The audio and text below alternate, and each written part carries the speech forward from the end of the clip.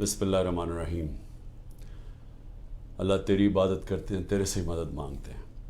میرے پاکستانیوں، اب تک 9 مئی سے اب تک 150 پیشیاں کر چکا ہوں میں عدالتوں میں۔ 150 کیسز کی پیشیاں میں بھر چکا ہوں عدالتوں میں۔ میرے اوپر 150 کیسز تھے، 145 کیسز تھے 9 مئی سے پہلے، اب وہ تقریباً 165 پہ پہنچ گئے ہیں، اور وہ جو نئے کیسز ہر روز آ رہے ہیں، تو یہ بڑی جلدی میں 200 کیسز پہ پہنچ جاؤں گا، ڈبل سینچری ہو جائے گی میری۔ اور صرف گھر سے نکلتا ہوں، عدالتوں میں پیشی کر کے پھر گھر واپس آتا ہوں۔ میں یہ آج آپ کے سامنے یہ چیزیں کیوں رکھ رہا ہوں؟ اس لیے نہیں کہ مجھے یہ کوئی کیسز کی وجہ سے میں کوئی کمزور پڑ رہا ہوں یا میں کوئی گھبرا رہا ہوں۔ یہ میں تیار ہوں ہر چیز کے لیے، کہ جب بھی مجھے پتا تھا کہ یہ مافیا کا میں مقابلہ کروں گا۔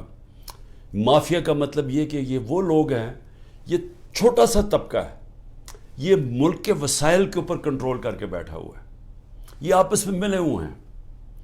انہوں نے جب میری حکومت چل رہی تھی تو انہوں نے پورا پروپیگنڈا کیا، میڈیا کے ہاؤسز کے لوگ ان کے ساتھ ملے ہوئے تھے۔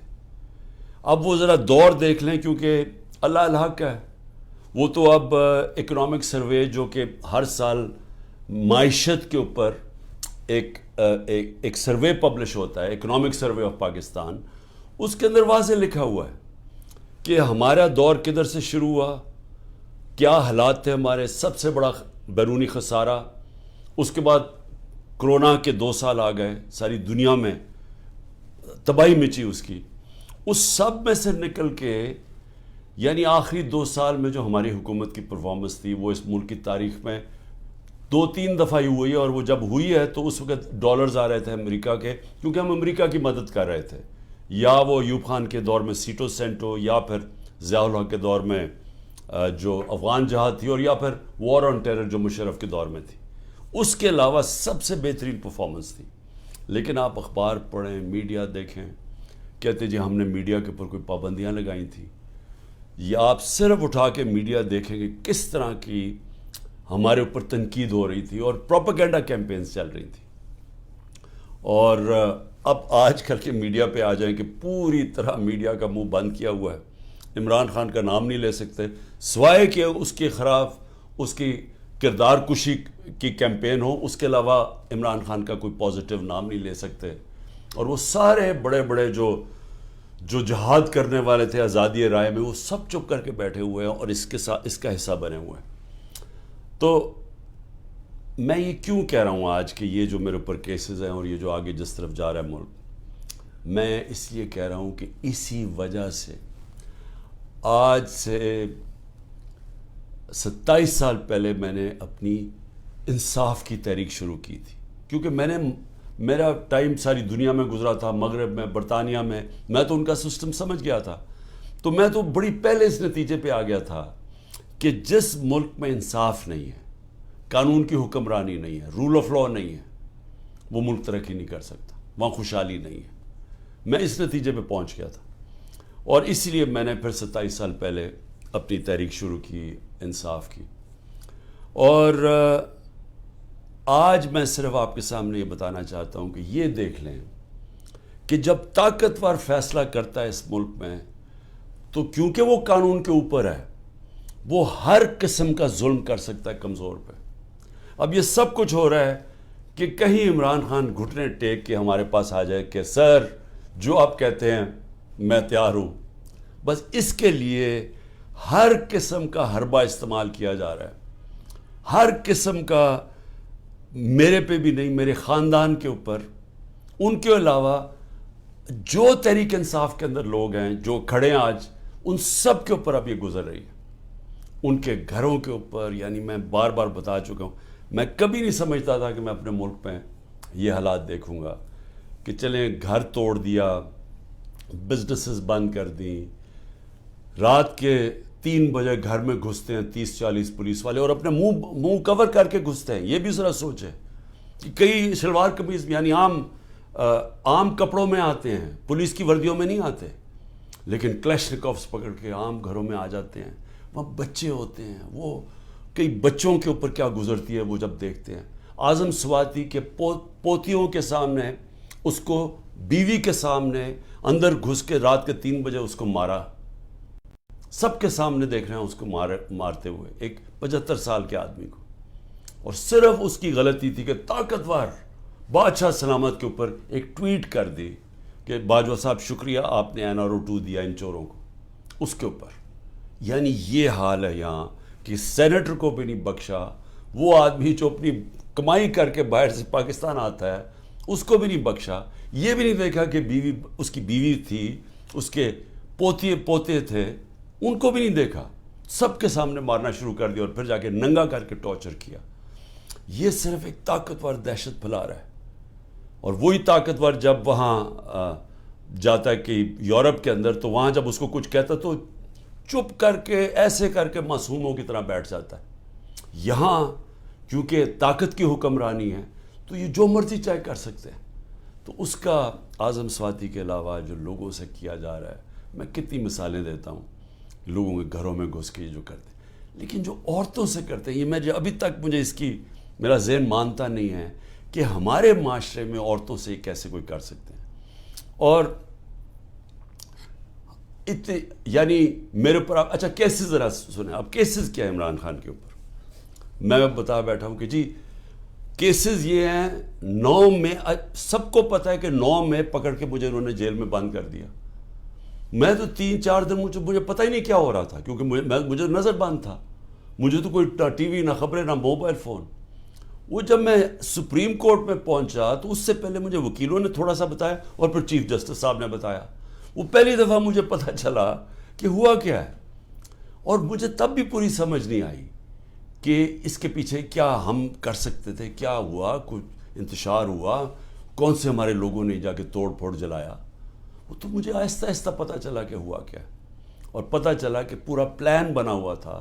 یہ پلان کے تحت فالس فلیگ آپریشن، یعنی پہلے وہ اس طرح مجھے اٹھایا اور اس کے بعد پھر پہلے پتا تھا کہ ریاکشن آنا، اور اس سے یہ جو جلانا گھرانا اور یہ کیا، اور اس کی آڑ کے اندر سارے لوگوں کے اوپر بند کر دیا اور میرے اوپر کیسز کر دیے. میں جب جیل میں ہوں تب میرے اوپر کیسز کرنے شروع کر دیے کہ جی میرے کہنے پہ ہوا سب کچھ. ایک سٹیٹمنٹ نہیں ہے. 27 سال میں مجھے ایک سٹیٹمنٹ بتایا کہ میں نے کبھی کسی کو کہا ہو کہ آپ توڑ پھوڑ کریں. ہمیشہ میں نے کہا قانون کے بیچ میں رہے. ہر جگہ میں نے قانون کی پابندی کی ہے. جب مجھے لگا انتشار ہوا، میں نے اپنی پارٹی کو پیچھے ہٹایا. جب ہماری پارٹی کراچی میں بننے لگی، مجھے لوگوں نے کہا جی کہ جب تک ملیٹنٹ آپ کا ونگ نہیں ہوگا، آپ MQM کے سامنے کھڑے نہیں ہو سکتے، کوئی آپ کی پارٹی نہیں جوائن کرے گا، کیونکہ MQM سے تحفظ چاہیے تھا. میں نے کہا ہم پارٹی نہیں بنائیں گے، لیکن ہم نے ملیٹنٹ ونگ نہیں بنانا. ہمیشہ یہ 27 سال سے میری ہمیشہ یہ فلسفی تھی کہ ہم نے پرامن اور آئین کے بیچ میں رہنا ہے. میری آج اب تک کرکٹ کے اندر دیکھ لیں، جب میں کیپٹن تھا ساری دنیا ریسپیکٹ کرتی تھی کہ عمران خان وہ ہے جو نیوٹرل امپائر لے کے آیا. یعنی وہ آدمی پہلا کیپٹن تھا کرکٹ ہسٹری میں جس نے کہا کہ ہم اگر جیتیں گے تو ایمانداری سے جیتیں گے. اس سے پہلے ذرا دور دیکھ لیں کہ جب پاکستان جیتا تھا کہتے جی امپائروں کی وجہ سے جیت گیا، چیٹنگ کر کے جیتا ہے. میرا دور دیکھ لیں، آج تک کبھی جب ہمارے اپنے بھی امپائر تھے، کبھی کسی نے نہیں کہا کہ ہندوستان کو ہرایا انہوں نے کہا ہم فیئر اینڈ اسکوئر. آسٹریلیا کو ہرایا انہوں نے کہا کہ ہمیں صاف اور شفاف طریقے سے ہم ہارے ہیں، یعنی چیٹنگ نہیں ہوئی. تو میں یہ جو کہہ رہا ہوں کہ کیسز میرے اوپر آپ ذرا سن لیں کیا کیسز ہیں کہ جی میرے دہشت گردی، ایک کوئی مظاہرہ ہوتا ہے الیکشن کمیشن کے باہر، میں گھر میں بیٹھا ہوں میرے اوپر دہشت گردی کا پرچہ ہو گیا. اسی طرح میں جب جیل میں ہوں اور مجھے کیا پتا تھا کیا ہو رہا ہے، وہ میرے اوپر دہشت گردی کے پرچے ہو گئے. میری یہ جو کیس ہے میرے اوپر القادر کا، یہ کیس کیا ہے؟ کیس یہ ہے کہ کیبنٹ ایک فیصلہ کرتی ہے اور وہ یہ کہتے ہیں کہ جی مجھے ذاتی فائدہ ہوا. ذاتی فائدہ کیا ہوا؟ القادر یونیورسٹی. القادر یونیورسٹی تو 7 مہینے پہلے شروع ہو گیا تھا کام اس پہ، وہ تو مکمل بھی پہلے ہو گئی تھی. تو مجھے کیسے اس کیبنٹ کے فیصلے سے فائدہ ہوا ہے، اور القادر یونیورسٹی سے مجھے کیسے فائدہ ہوا ذاتی طور پہ؟ یعنی شوکت خانم 9 ارب روپیہ اکٹھا کرتا ہے ہر سال، مجھے ذاتی طور پہ کیا فائدہ ہے؟ وہ تو ٹرسٹ ہے۔ اور اسی طرح کبھی کسی نے یہ نہیں پوچھا کہ جو انگلینڈ کے اندر جو این سی اے کی ڈیل تھی ملک ریاض کی، جو 190 ملین پاؤنڈ آیا تھا یہاں ملک ریاض کا، کسی نے نہیں پوچھا کہ اس کے اندر سے 18 ارب تو اس نے دیا تھا حسن نواز کو اس کا گھر خریدنے کے لیے۔ 18 ارب روپے کا گھر خریدا ہے ون ہائیڈ پارک لنڈن کے اندر۔ پوچھا کسی نے کہ اس کے پاس پیسہ کدھر سے آیا؟ کبھی کسی نے پوچھا ہے کہ یہ جو ان کے 4 مہنگے مے فیئر میں اپارٹمنٹ ہیں جس کا انکشاف پینما کے جو دنیا میں انکشاف ہوا تھا، انٹرنیشنل انکشاف پینما کا، کبھی پوچھا ہے آج تک ان کے پاس پیسہ کدھر سے ہے؟ کبھی کہتے جی قطری خط دے دیا کہ جی وہ قطری کے شہزادے کے باپ نے اور ان کے میاں نواز شریف کے باپ نے کوئی فیصلہ کیا تو دونوں مار گئے، تو پتہ ہی نہیں کہ پیسہ کدھر سے آیا۔ پھر کبھی وہ کلیبری فونٹ آ گئی کہ ایک فراڈ کانٹریکٹ دکھا دیا، وہ اس فونٹ کے اندر لکھا ہوا جو اس وقت ایجاد ہی نہیں ہوئی تھی، وہ اس سے اگلے سال آئی تھی، وہ جھوٹ پکڑا گیا مریم نواز کا، وہ کوئی اس کے اوپر کیس نہیں ہے۔ کبھی کسی نے یہ نہیں پوچھا کہ وہ جو چودھری شوگر مل کا 80 کروڑ روپیہ دکھایا تھا کہ جی کسی دبئی کے بزنس مین نے بھیجا ہے، وہ دبئی کے بزنس مین نے نیب کے اندر لکھ کے دیا کہ میں نے پیسہ نہیں بھجوایا۔ تو یہ سارا منی لانڈرنگ کوئی انہوں پوچھتا نہیں ہے۔ میرے اوپر ڈالا ہوا ہے توشہ خانہ کا۔ توشہ خانہ میں ذرا پہلے یہ تو پوچھیں کہ آصف زرداری نے 3 گاڑیاں لی توشہ خانہ سے، نواز شریف نے 1، مریم نواز نے 1، جو کہ توشہ خانہ میں نے ڈکلیئر کی۔ گاڑی لینا غیر قانونی چیز ہے، گاڑی نہیں نکال سکتے آپ، کوئی پوچھ نہیں رہا ان کو۔ آصف زرداری کے اوپر وہ جو فیک اکاؤنٹ کیسز تھے، اربوں روپے کا پیسہ جو شروع کیا تھا طریقہ نواز شریف نے حدیبہ پیپر مل میں کہ یہاں سے چوری کر کے پیسہ ہنڈی والی سے باہر بھیجو، ادھر سے ریمیٹنسز دکھا کے پاکستان لے آؤ، وہی پیسہ بلیک کا پیسہ وائٹ کر لو۔ خود ہی قانون بنایا کہ جو باہر سے ریمیٹنس ہے کوئی سوال نہیں پوچھ سکتا۔ وہ حدیبہ پیپر مل کے جو کیس تھا اس کے اوپر بی بی سی کی ڈاکیومنٹری بنی، اسحاق ڈار نے 164 کا بیان لکھوایا کہ کیسے وہ پیسے ان کے منی لانڈرنگ کر کے بھیجتا تھا۔ وہ قاضی فیملی جو لنڈن میں بیٹھی ہوئی تھی اس کا پورا بیان ہے۔ تو وہی طریقہ سارا ابھی تک، وہ شہباز شریف کا جو ہمارے دور میں پکڑا گیا، ایک ہی تو ہمارے دور میں ہوا تھا شہباز شریف کا جو کیس، وہی شہباز شریف کے کیسز کہ یہاں سے 8 ارب روپیہ اس کے جو منگوایا وہ فیک اکاؤنٹس تھے سارے، کوئی پاپڑ والا، چینی والا، زرداری کا بھی وہی تھا۔ تو کوئی ان کو پوچھنے والا نہیں ہے کہ یہ اوپر بیٹھے ہوئے ہیں، یہ کیسز ہیں۔ اور عمران خان کے اوپر کیس کیا ہے کہ جی اس نے وہ القادر یونیورسٹی جو ٹرسٹ چل رہا ہے جس میں سارا پیسہ وہیں کا وہیں ہے، عمران خان کو کیا فائدہ ہے؟ یہ کیس بنایا، ابھی میری بہن کے اوپر کیس بنایا، یہ میں پھر سے بتا چکا ہوں، کہتے جی 6 ارب روپے کی زمین خریدی جب عمران خان پرائم منسٹر تھا، وہ چیک سے زمین خرید وہ پیسے دیے ہیں، وہ 6 کروڑ کی زمین تھی، 45 لاکھ روپیہ اس کے اوپر ٹیکس دیا ہوا ہے، وہ سارے چیکس ہیں۔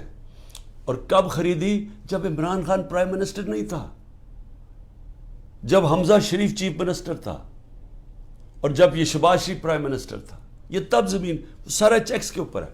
اس طرح کے کیسز بنائے ہوئے ہیں۔ اب کیسز نئے بنتے جا رہے ہیں کہ جی جس نے بھی کوئی کچھ کیا وہ کہتا ہے جی کہ عمران خان کا بھی نام ڈال دو، تو ہر روز کو نیا کیس آ جاتا ہے۔ میں صرف آپ کو یہ اس لیے چیزیں بتا رہا ہوں کہ یہ المیہ پاکستان کا، کیوں وہ بیچارے جو کشتی میں جن لوگوں سے پوچھیں رشتہ داروں سے جو گریس میں یہ کشتی میں ہمارے کوئی 300 پاکستانی بیچارے ڈوبے ہیں، ان سب نے کیا کہا کہ ہمیں کوئی امید ہی نہیں نظر آ رہی، پاکستان میں ہمارا کوئی چانس ہی نہیں اپنے آپ کو اوپر لے جانے کا۔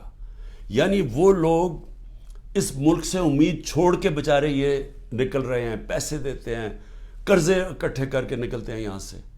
یہ وہ لوگ ہیں، کیونکہ یہاں جو طاقتور ہے وہ جو مرضی کر لے، اس کو یہاں کا پاکستان کا انصاف کا نظام نہیں پکڑتا۔ اور یہ ہمارے سامنے اب بیٹھے ہیں سارے دن دناتے ہوئے، 30 سال سے جو ایک دوسرے کو چور کہہ رہے تھے، آج سارے اوپر بیٹھے ہوئے ہیں، کوئی ان کے اوپر کیسز نہیں ہے، ختم ہو رہے ہیں ان کے کیسز۔ کیس کس کے اوپر کر رہے ہیں؟ ان لوگوں کے اوپر جن کی پوری کوشش تھی کہ اس ملک میں قانون کی بالادستی لے کے آئیں.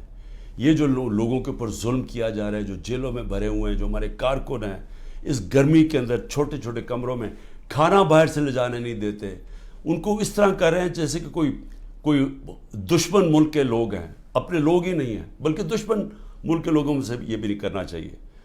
تو یہ سارا کچھ ثابت یہ کرتا ہے پاکستان میں کہ جب تک ہم اس ملک کے اندر اپنا انصاف کا نظام نہیں ٹھیک کرتے, جب تک طاقتور اسی طرح ظلم کرتا رہے گا کمزور پہ, اسی طرح ہمارے غریب لوگ یہاں سے ملک سے کوشش کریں گے یہ کشتیوں میں باہر جانا, کیونکہ یہاں روزگار ملنا نہیں ہے. جب تک ہم انصاف کا نظام نہیں ٹھیک کرتے, یہاں سرمایہ کاری نہیں ہونے لگی, سرمایہ کاری نہیں ہوگی, نوکریاں نہیں ملیں گی, اور نوکریاں جب نہیں ملیں گی تو یہی حالات ہوں گے, غربت بڑھتی جائے گی, بے روزگاری بڑھتی جائے گی جو بڑھ رہی ہے پاکستان میں, اور جو طاقتور ہے وہ اپنا پیسہ باہر رکھے گا. یہ ساروں کا, یہ جو میں نے نام آپ کو بتائے ان بڑے بڑے خاندانوں کے, سب کا پیسہ باہر پڑا ہے.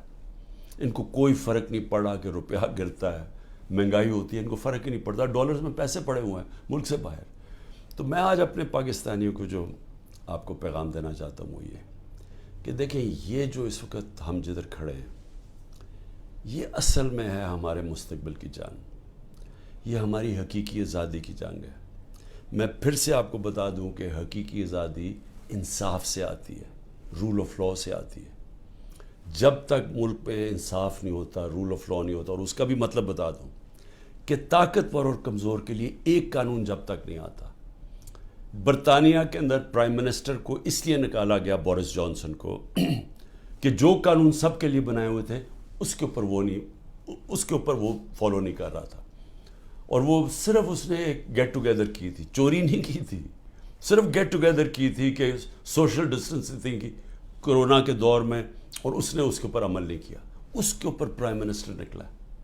ہمارا یہاں دیکھ لیں کہ اوپر ابھی ایک ٹیپ, جو آڈیو ٹیپ آئی ہے, اس میں کیا شہباز شریف کہہ رہا ہے کہ مریم کے داماد کے لیے اس کی ہاؤسنگ سوسائٹی ہے, تو گریڈ سٹیشن لازمی ہوتا ہے, جو ہاؤسنگ سوسائٹی بنائے وہی گریڈ سٹیشن بناتا ہے. اور وہ کہہ رہا ہے کہ مریم کہہ رہی ہے کہ وہ سرکاری طور پہ بنے, یعنی 70 کروڑ روپے کا عوام کو نقصان پہنچا رہی ہے ٹیکس کے پیسے پہ, تاکہ داماد کا 70 کروڑ روپیہ بچ جائے.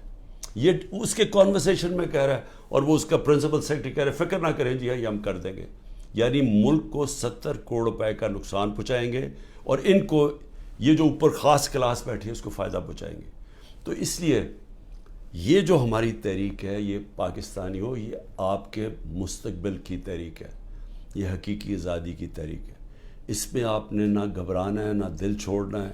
سب سے زیادہ پریشر تو میرے اوپر ہے, کیسز کے اوپر کیسز, جان کو خطرہ علیحدہ, لیکن میں تو کھڑا ہوں, اور آپ سب کو بھی کھڑا ہونا چاہیے گا. آپ سب کو یہ سمجھنا چاہیے کہ یہ اگر ہم اس وقت اپنی جد و جہد سے پیچھے ہٹے تو یہ ہمارے بچے ہمیں کبھی معاف نہیں کریں گے. اس ملک کا مستقبل ختم ہو جائے گا. اس لیے یہ اب ہے جہاد, یہ پولیٹکس نہیں ہے. میں سارے پاکستانیوں کو کہہ رہا ہوں کہ یہ جو اوپر قبضہ گروپ بیٹھا ہوا ہے اور یہ ظلم کر کے لوگوں کو ڈرا کے ہمیں غلام بنا رہا ہے, یہ اس جہاد کے اندر آپ نے کسی صورت پیچھے نہیں ہٹنا. میں پھر سے آپ کو کہتا ہوں, پیچھے ہٹ گئے ملک کا مستقبل کیا. وہ جو بڑی خواب تھی پاکستان, جو ہمارے لیڈر قائد اعظم, جنہوں نے, جو کانسٹیٹیوشنلسٹ تھے, جو کہ قانون کی حکمرانی پہ چلنے والے تھے, جو آزادی کی جب وہ بات کرتے تھے تو وہ کوئی کمپرومائز نہیں کرتے تھے آزادی کے اوپر. خوددار انسان تھے. یہ غلام ہندوستان میں ایک آزاد انسان تھا جس کے ضمیر کی کوئی قیمت نہیں تھی, جس کے مخالف بھی ان کی عزت کرتے تھے. اور علامہ اقبال, جو کئی صدیوں میں ایسا ذہن مسلمان دنیا میں نہیں آیا جو علامہ اقبال کا تھا, جو انہوں نے تصور دیا تھا کہ ہم نے مدینہ کی ریاست کے اصولوں پہ ایک عظیم قوم کھڑی کرنی, اور پھر بتایا کہ کیوں ایک زمانے میں ہم نے دنیا کی امامت کی, اور شکوہ اور جواب شکوہ میں بتایا کہ کیوں ہمارا اب زوال ہے. آج ہم ادھر ہی کھڑے ہیں. ہمیں وہی علامہ اقبال کی جو ان کی شاعری تھی, ہمیں اس کے اوپر ایک ایک شعر کے اندر کہ ہمیں انہوں نے پورا فلسفہ دیا ہوا ہے کہ آزاد قومی کی صرف پرواز ہے، صرف آزاد لوگ ہی اقبال کے شاہین بن سکتے ہیں، غلاموں کا کوئی مستقبل نہیں ہے۔ پاکستان زندہ باد۔